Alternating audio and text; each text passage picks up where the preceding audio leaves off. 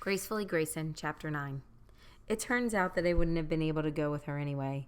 The next morning, Uncle Evan comes in just as I'm waking up to tell me that Grandma Alice is dead. Adelaide told me that she went very peacefully in her sleep, he says as he sits on the edge of my bed. Oh, I say, because I can't think of anything else. I think of her soft hands and blue eyes. I just got off the phone with the funeral home. We'll bury her tomorrow, okay?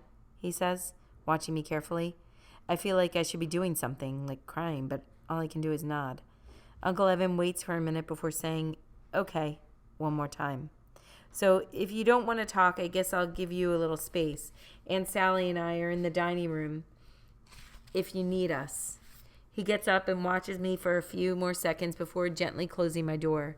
I look at Mom's smiling face in the picture next to me. Her hair is blowing around her cheeks.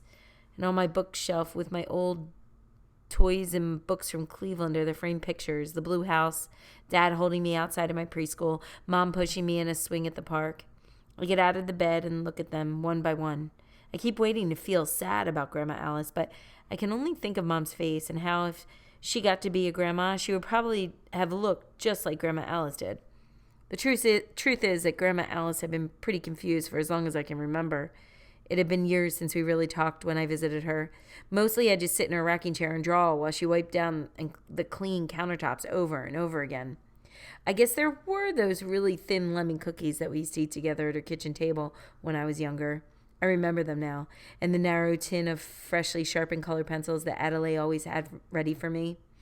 And there was the way the sunlight would come through the thin, waving curtains in the summertime when the windows were open. The gross nursing home smell would blow away, and the light would paint waves on the dark blue rug.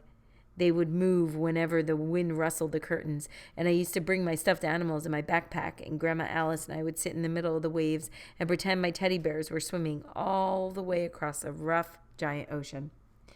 I'd kind of forgotten about that until now. I don't want to go to the funeral, but in the end, Aunt Sally and Uncle Evan convinced me that it will be okay. It's freezing at the cemetery, and the sky is gray. I stand between them and the swirling snow and watch Grandma Alice disappear into the ground.